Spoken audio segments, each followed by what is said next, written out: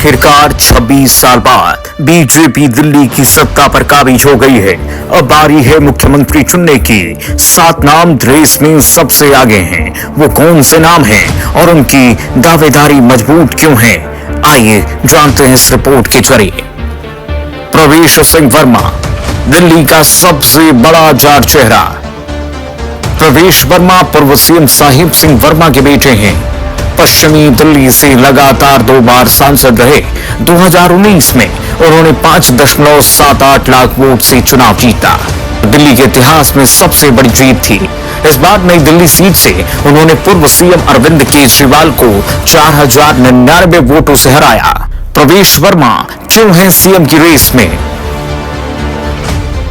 मार्च 2024 में लोकसभा टिकट कटने के बाद प्रवेश वर्मा ने कहा था, मुझे टिकट न दिए जाने के पीछे कोई कारण नहीं है।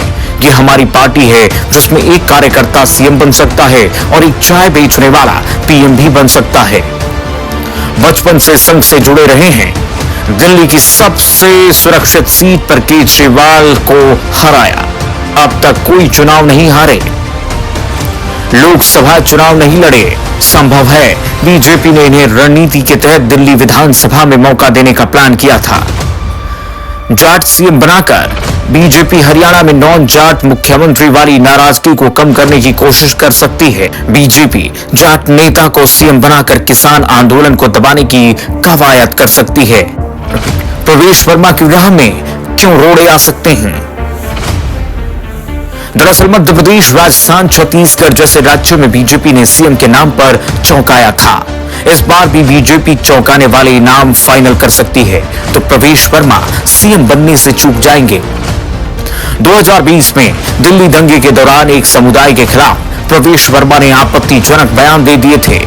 दिल्ली में करीब 1/3 वोटर्स पूर्वांचल से हैं। ऐसे में बीजेपी वर्मा को सीएम बनाकर पूर्वांचलियों को नाराज करने का रिस्क नहीं लेगी। दूसरा नाम मनोज तिवारी, पूर्वांचल का बड़ा चेहरा। भोजपुरी एक्टर और सिंगर मनोज तिवारी उत्तर पूर्वी दिल्ली से लगातार 3 बार लोकसभा चुनाव जीते। 2024 लोकसभा चुनाव में बीजेपी ने दिल्ली के 7 में से 6 सांसदों के टिकट काट दिए। इकलौते सिटिंग सांसद मनोज तिवारी को फिर से टिकट मिला। 2016 से 2020 यानी 4 साल तक दिल्ली बीजेपी के अध्यक्ष रहे। 30% आबादी वाले पूर्वांचल वोटर्स के बीच खासे लोकप्रिय हैं। बजट में बिहार और पूर्वांचल पर फोकस रहा। पीएम ने अपनी रैलियों में बार बार पूर्वांचल का जिक्र किया, खुद को पूर्वांचल का सांसद बताया। 8 फरवरी को चुनावी नतीजे आने के बाद भी पीएम मोदी ने अपनी स्पीच में कई बार पूर्वांचल का जिक्र किया। 8 महीने बाद बिहार में चुनाव है। उसे देखते हुए बीजेपी मनोज तिवारी को मुख्यमंत्री बना सकती है। लेकिन आपको बताते हैं, बीजेपी मनोज तिवारी की जगह किसी भी नए पूर्वांचल चेहरे को दिल्ली का मुख्यमंत्री बना सकती है। तीसरा नाम मनजिंदर सिंह सिरसा, मजबूत पंजाबी सिख नेता।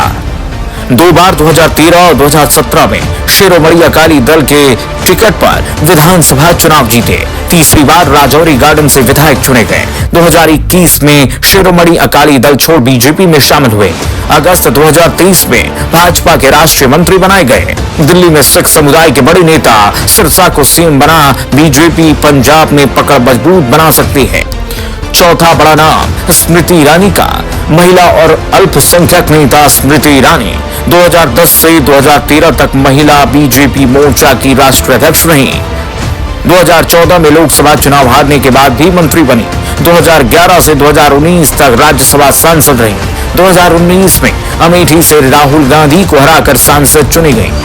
सबसे बड़ा महिला चेहरा, बीजेपी में अभी कोई महिला सीएम नहीं है।